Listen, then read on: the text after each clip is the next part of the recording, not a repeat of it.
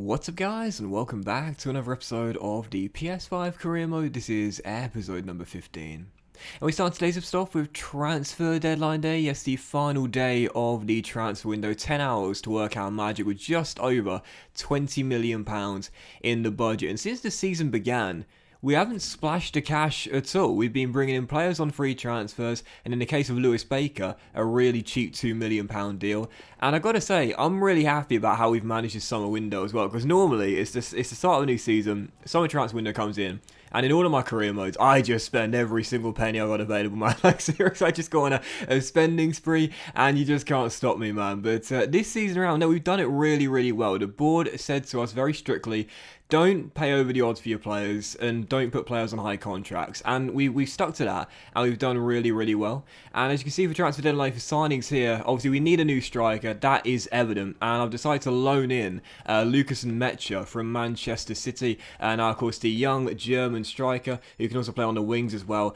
This season in real life, he's been playing his football in the Belgian Pro League with Anderlecht. He's got a fantastic goal-to-game ratio out there as well.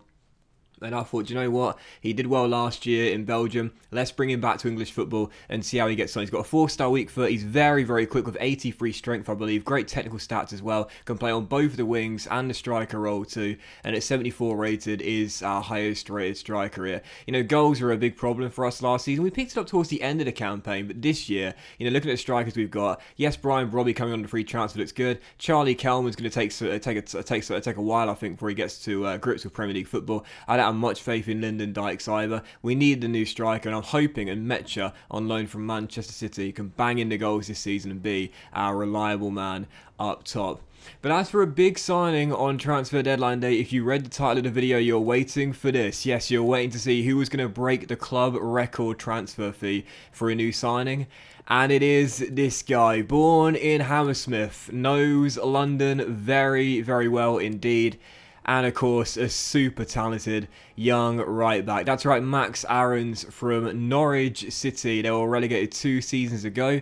And of course, last year, after missing out on promotion, because we dumped them out in the playoffs in the semi-finals, let's be honest, they're at 21 years old, 76 rated. Max Aarons wants to be an England regular one day. That's going to be hard to do behind Trent Alexander-Arnold and Aaron Wan-Bissaka. So he needs to be back in the top flight. And he is indeed. We agreed a £15 million plus 5% sell-on clause deal with Norwich City, and Max Aarons, London-born, arrives, is back in the capital on a 20 grand a week, 5-year deal. Absolute bargain for a transfer fee, absolute bargain of a contract as well. He's got great key stats: 86 acceleration, 85 stamina, 83 sprint speed, 81 agility, 80 balance as well. He's a really great, quick and agile young fullback. And after the tough starts of the season for Jed Spence as well, look, Andy can play right back, we know that, we've seen it this season, but I want a proper official right back coming in as George Thomas goes out on loan here to Portugal. And Max Aarons to me made perfect sense. I thought, you know, it's realistic, obviously, Max Aarons being a London boy, bringing him back to the capital, but also at 76 rated and only 21 years old, he needs to be back in the top flight, man. He can't spend 2 successive years in the Championship. He needs to develop more playing against the top tier teams, and again, he wants to be an England regular one day. He's not going to get that chance playing in the second tier. So Max comes in, and again, I thought it was quite a realistic signing, and the transfer and the contract as well, absolutely fantastic. We have really, I got to be honest here, we've made the best of a really, really bad situation. I mean, at the start of the season, seeing the small amount of money we had to work with this summer window, I was fearing the worst and thinking, I've got no idea how we're going to pull this off, man. How are we going to make our squad thicker? How are we going to make it better? I mean, you know, what can we do with that small amount of money? And of course, with the board saying, don't cash in on your promotion-winning stars, keep the band together. We could have got around 30 to 35 million for Omar Richards, but instead, we kept to what the board wanted us to do and kept the stars here. I think we've done really well. You know, Dominic Ball goes here to Fulham. He was in the final year of his contract, so I decided to cash in on him, and he's going to a fellow West London club there as he goes to Craven Cottage. And our final signing of the transfer window would be this guy, Viktor Kovalenko, the Ukrainian international, released by Shakhtar Donetsk in the summer. He's 25 years old now and 75 rated. I remember when he was quite young, there was a lot of hype around this guy. He's not exactly lived up to the hype so far, but on a free transfer and only 24 grand a week for 3 years, I'm certainly not going to say no. He's got all the ability in this team to be a starter in this side. I think to begin with, I'll have him coming off the bench. It's a low risk signing, and I'll certainly only take it. So we leave £4 million in the budget, and you can see the departure we had this season. Obviously, quite a lot of players that were leaving in their mid-20s, but most of the players that left, if not all of the players that left, haven't got what you would call Premier League quality. But you look at the players coming in here, and I mean, there was a lot of them coming in this transfer window here. I think we signed 7 or possibly 8 players for the new season here. When you think about it, I think 5 of those players, possibly 6 of those players, were free agents. We bought Lucas and Mecha. Yeah, it was 5 players on a free agent.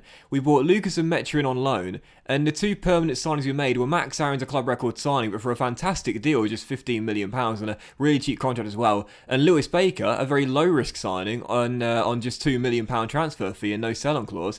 To me, I gotta say, I mean, look, I would love to sit here right now and say at the end of the summer transfer window, as you reject this bid here for Rob Dickey from Lyon, funnily enough, after the window here, I'd love to sit here and say, yep, so our signings of the window, Jack Grealish from relegated Aston Villa, Sander Berge from relegated Sheffield United, and we've also bought in Mason Greenwood on loan as well. But let's be honest, that just wasn't going to happen, man. Firstly, it wasn't realistic, and secondly, as I said a couple episodes ago, what on earth could we offer Aston Villa for Jack Grealish? Like, he was my number 1 target for the season. What on earth could we offer Aston Villa for the English midfielder? We had absolutely no chance of getting him whatsoever. We made the best of a very bad situation with the poor amount of money we had. And again, we strengthened the team. It's gotten better.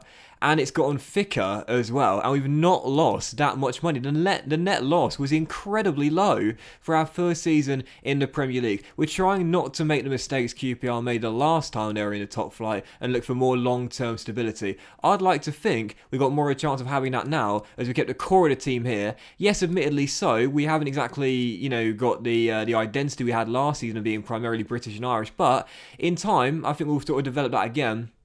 And we just got to, we got to work with what we got, basically. That's a common phrase I've heard many times in my life. Listen, Docs, you got to work with what you got, and there's no doubt about that we do with QPR as well. Anyway, in today's episode, guys, as promised, I'm going to let you guys send our second youth scout, and the choice is yours. Now, in the description of today's video, there will be a straw poll for you guys to vote on. So open the description today, and you'll see a link to the poll. There are 3 countries for you guys to vote on what nation we scout with this season, with England as well. And the 3 nations are Morocco, Wales, and America as well. Thank you for all the comments 2 episodes ago and ask you guys for what nations we should scout. Obviously, we had loads and loads and loads of different countries, but I kind of want to do this quite realistically, and I thought the 3 countries would make perfect sense as well. QPR seems to like their Moroccan players, Adel Tarat and Ilyas Sher as well. With America, we've got Charlie Kelman. Nico, I know, is a Finnish international, but of course, born in America, and I feel like expanding our sort of our club commercially in America will make a lot of sense. And as for Wales as well, obviously they're right next to England, so we're looking for those British players. I thought they also realistically make quite a lot of sense, and Wales are a new country to scout this year, which is really cool, as we've been waiting for that for ages here. In the description today, guys, please do vote. There's a straw poll waiting there for you.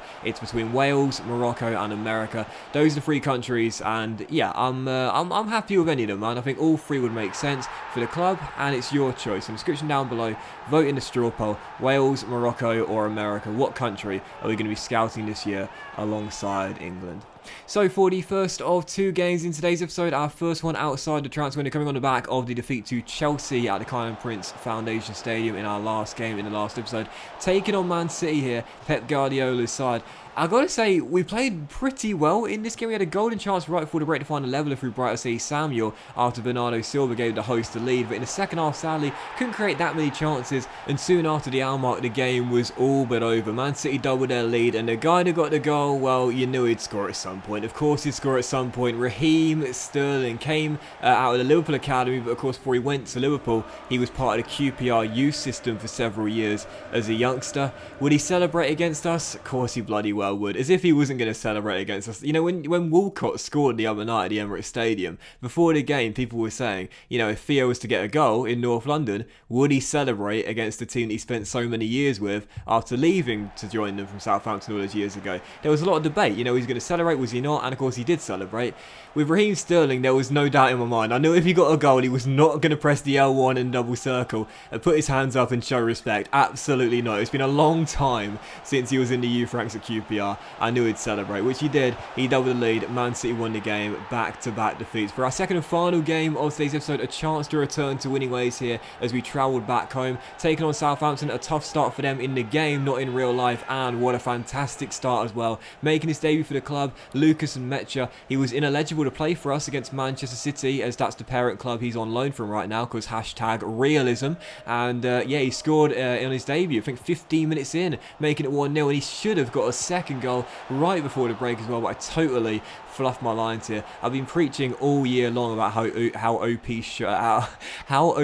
chip shots are this year. Tried to chip Angus going after a failed clearance. Good stop by the goalkeeper, still 1-0. I should have made it 2 right before the break. That was my fault. In the second half though, still leading by 1. Southampton, I don't know what happened at half time, but Ralph Hasenhüttl got his boys fired up and then some. In the first half, I was completely on top and in control. In the second half, it was like the difficulty changed from legendary to super ultimate. I could barely get the ball off them and they were looking so much better. They found their level as soon after the restart, and there was 17 minutes to go. Josh Sims drills in a through ball into the far corner and makes it 2-1 as the Saints flip the script, go from a goal down to win it 2-1, and that is already our 3rd defeat at the Kiyan Prince Foundation Stadium to start the season off. Do you remember at the start of the campaign when the board gave us our objectives? They said make this ground a fortress and don't lose more than 5 times in the league all season long.